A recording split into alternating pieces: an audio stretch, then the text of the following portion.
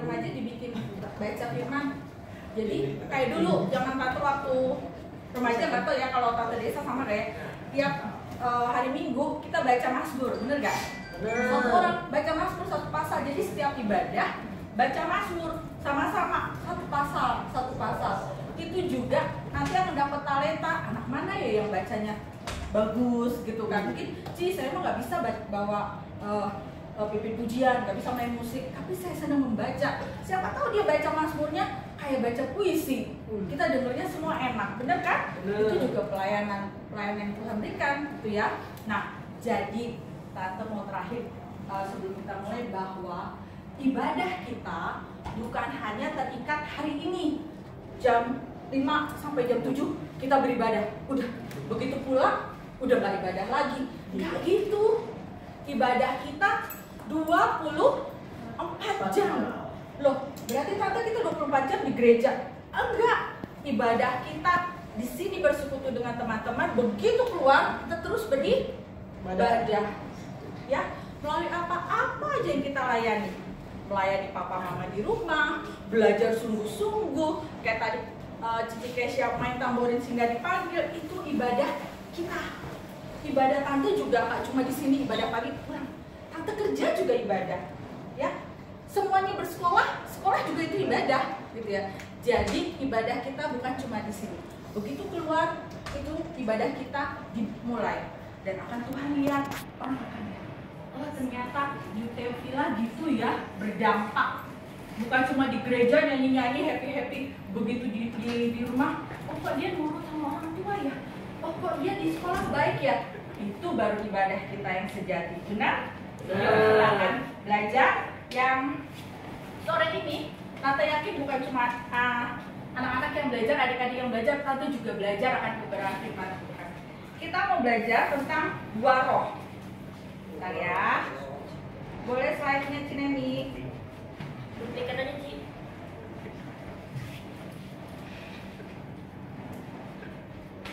Buah roh. Oke, apa buah roh yang ada? Siapa yang bisa lihat? Nah, buah roh yang kita pelajari hari ini adalah damai sejahtera. Apa itu damai sejahtera? Banyak sekali kalau ditanya, apa itu damai sejahtera? Damai sejahtera sih tante, kalau nilai saya bagus, saya sih damai sejahtera. Damai sejahtera sih tante, kalau mama papa nggak ribut, di rumah nggak ribut, itu damai sejahtera. Damai sejahtera sih tante, kalau saudara nih, saya kan bersaudara 5 nih di rumah, cowok semua, aduh kayak apa? Damai sejahtera itu kalau tiba-tiba saudara saya hilang, kayak film apa? Kayak film apa? Film Thanos. Jentik hilang, tinggal saya sendirian. Wah, itu damai sejahtera, ya kan? Damai sejahtera itu tante, kalau saya bisa jalan-jalan tiap hari, jalan-jalan, bener jalan dari rumah ke sekolah, dari sekolah ke pasar, jalan-jalan, itu damai sejahtera, ya kan? Damai sejahtera, ada banyak sekali orang mendefinisikan damai sejahtera. Tapi kita lihat damai sejahtera yang dimaksud di firman Tuhan.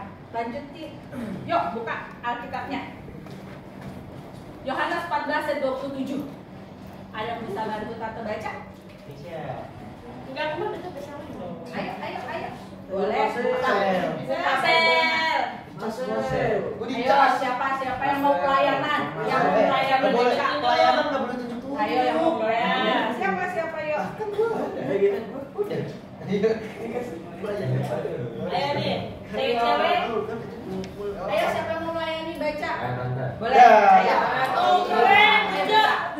Cakep. Dong, semuanya lihat ya. Ayat 27 ya, Givan 14. Yohanes 14 ayat 27. Ya. Damai sejahtera kutinggalkan bagimu, damai sejahteraku kuberikan kepadamu, dan apa yang kuberikan tidak seperti yang diberikan oleh dunia kepadamu. Janganlah gelisah dan gentar hatimu. Ini perkataan Tuhan Yesus. Waktu kapan? Waktu ada gambarnya. Itu gambar apa? Perjamuan terakhir.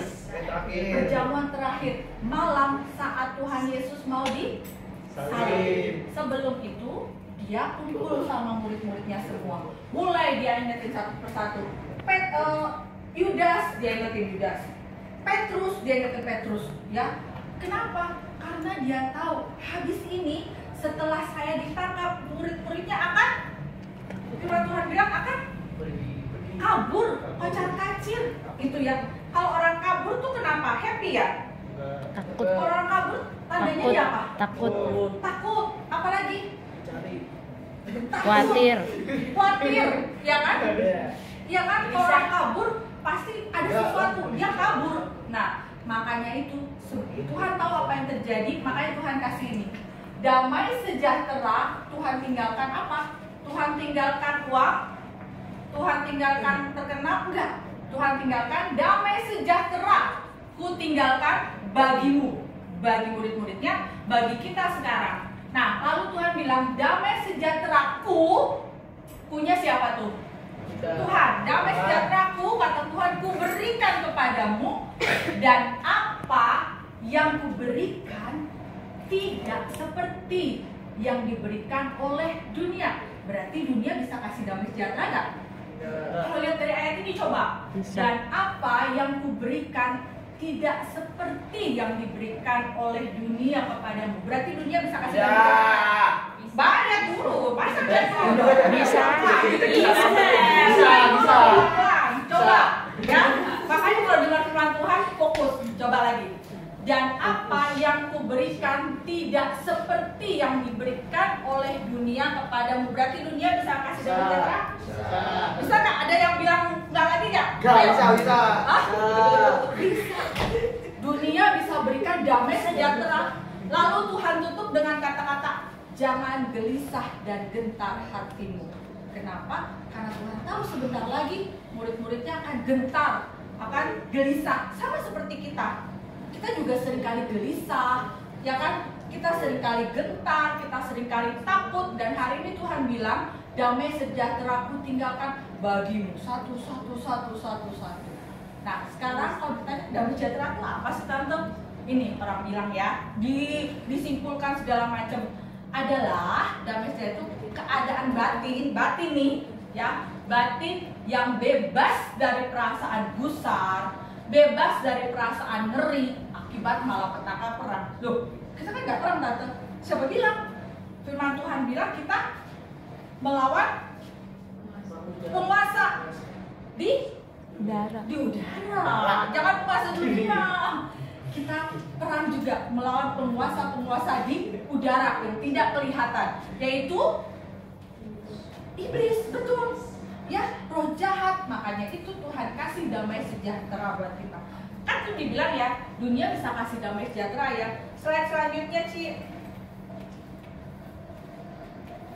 Nah, kata dunia gini, alah kalau banyak uang saya nggak berseri, pasti saya tenang. Siapa bilang? No, lihat faktanya di sebelah sini ada 6 orang miliarder. Miliarder uangnya berapa sih? Ini miliarder itu loh, US dollar loh, berarti triliunan rupiah ya. Berseri gak uangnya? Nggak berseri kata orang, udah diambil sedikit dia nggak tahu kali, ya kan? Tapi apa buktinya? Apa buktinya dia mati apa? Bunuh diri. Uang bukan sumber kebahagiaan. Berapa banyak orang kaya stres, akhirnya dia minum obat karena dia nggak bisa tidur, minum obat tidur, supaya dia bisa tidur. Habis obatnya minum obat tidur lagi. Orang kaya loh. Ternyata dunia uang tidak bisa bikin bahagia. Siapa yang sore ini pikir, Tante, kalau misalnya saya banyak uang, saya bisa jalan-jalan. Kayaknya damai sejahtera ada. Damai sejahteranya waktu jalan-jalan. Begitu pulang ke rumah, damai sejahtera lagi nggak? Enggak. Ya kan? Jadi ini faktanya. Kalau dunia bilang, wah, kalau banyak uang, kalian bisa tenang. Buktinya enggak. Ya kan? Lagi Cireni yang kedua. Nah, dunia berkata, kalau terkenal mah jadi selebritis YouTuber yang banyak centang-centangnya.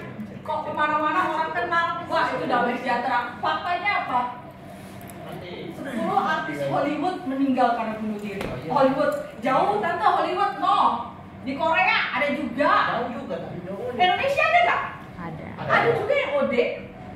Cuma nggak ketahuan aja, overdosis. Yang terkenal, ya kan? Ternyata siapa yang di sini cita-citanya mau jadi YouTuber? Itu kan udah sekolah minggu kali kalau ada jadi YouTuber terkenal, ya kan? Nah, dipikir kalau terkenal bisa happy, bisa damai sejahtera, tapi buktinya enggak. Terkenal, dikagumi orang, enggak juga bisa menjamin orang damai sejahtera.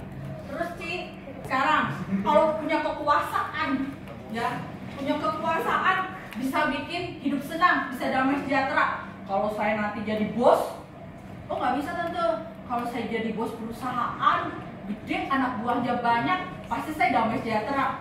Buktinya itu loh, kepala negara ada juga yang bunuh diri. Bos-bos besar, ya, bos-bos besar lulusan luar negeri di Indonesia, ada tante yang kenal juga bunuh diri ya. Katakan bahwa kalau apa tadi bisa damai sejahtera, kalau apa tadi? Kaya, banyak uang, terkenal, kekuasaan, kata orang harta tahta, wanita. Itu Marcel ya. Kalau wanita ya. Kita nggak mungkin wanita. Iya. Itu Marcel. Kalau kita nggak mungkin wanita. Ya. Kata firman Tuhan. Itu semakin damai. Loh, kalau gitu itu damai sejahtera dari dunia. Makanya Tuhan tadi bilang damai sejahteraku tidak seperti yang dunia kasih. Nah, damai sejahtera yang dari Tuhan kayak apa sih? Lanjut sih. Bantu, ayo. Ini damai sejahtera yang dari Tuhan. Ada? Ayo. Filipi 4 ayat 7. Siapa yang membantu?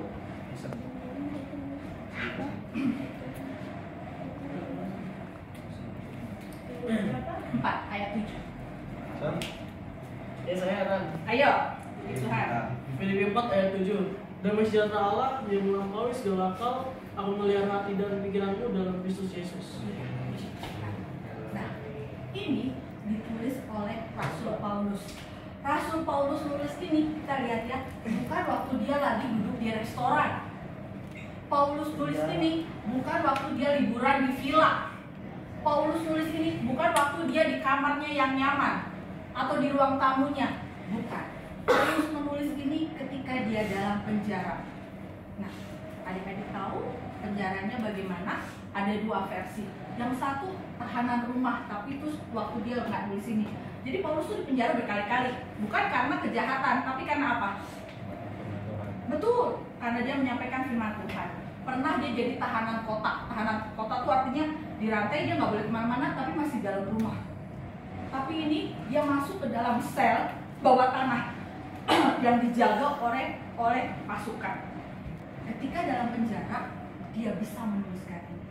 Coba, kalau misalnya kita sedang sedih, kita sedang bete deh, bisa nggak kata-kata ucapan syukur keluar dari mulut kita? Nggak bisa sebetulnya. Nggak bisa. Nggak bisa.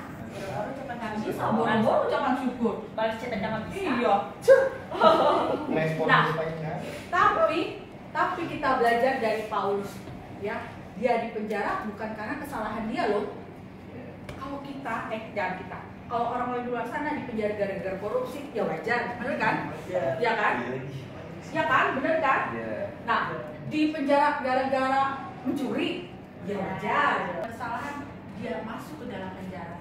Dan di dalam penjara sekalipun yang tidak ada siapa-siapa, dia nggak bisa kemana-mana, dia bisa bilang damai sejahtera Allah. Aduh, kalau baca ini tanpa merinding tuh, yang melampaui segala akal akan memelihara hati dan pikiranmu dalam Kristus Yesus. Kenapa merinding? Karena gini, bayangkan di situasi yang nggak mengenakan, dia masih punya damai sejahtera. Ya, melampaui segala akal manusia mana yang bisa ada damai ketika dia dalam penjara? Manusia mana? Manusia agak lain sih kayaknya. Yang lagi dalam penjara dia bisa bersuka cita. Ya, kalau di penjaranya karena kesalahan kita, ya udah itu wajar. Tapi kalau di penjaranya bukan karena kesalahan kita, terus dia bisa bersuka cita, manusia agak lain kata orang, ya kan? Tapi itu melampaui segala akal. Kok bisa ya? Ketika kita masuk ke dalam lembah kekelaman, saya nggak ngapa-ngapain loh tante, tapi saya difitnah. Saya tetap aja belajar loh tante, tapi saya dibilang nyontek, saya begini loh tante nggak ngapa-ngapain, tapi tetap diejek gitu. Nah, ketika kondisi itu terpenjara, Allah mampu memberikan damai sejahtera melampaui akal kita. Kok anak itu bisa ya? Padahal kemarin dia dijahatin sama temennya, kemarin dia diginiin, diisengin sama temennya, tapi dia tetap damai sejahtera loh, dia tetap sukacita loh, ke sekolah seperti biasa. Itu dia damai sejahtera yang Tuhan berikan melampaui segala akal dan akan memelihara hati dan pikiran. Apa pentingnya sih damai sejahtera? Kok harus memelihara hati kita? Lanjut Cina ini. Nah, ini dia. Kenapa tadi di firman Tuhan dikatakan damai sejahtera yang melampaui akal itu yang dari Tuhan mampu memelihara hati dan pikiran kita. Berarti hati dan pikiran kita akan dijaga oleh damai sejahtera yang dari Tuhan. Apa sih gunanya? Ini dia. Ayo Amsal 4 ayat 23, siapa yang mau bantu lagi? Saya tante. Boleh? Tuhan. Amsal 4 ayat 23. Jagalah hatimu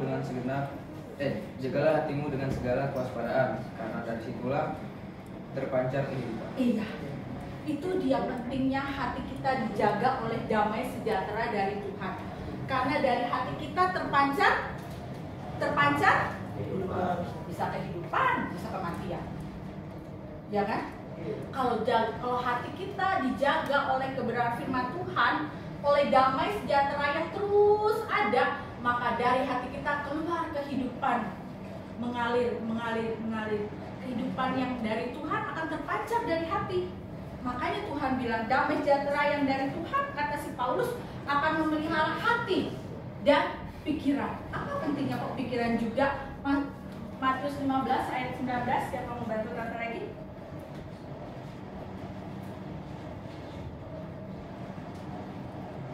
Segala pikiran jahat, pembunuhan, perzinahan, pencabulan, pencurian, sumpah palsu, dan hujat. Iya. Dari mana timbulnya pikiran jahat, pembunuhan, perzinahan, percabulan, pencurian, sumpah palsu? Dari mana? Pikiran jahat itu timbul dari mana? Dari mana? Itulah pentingnya hati.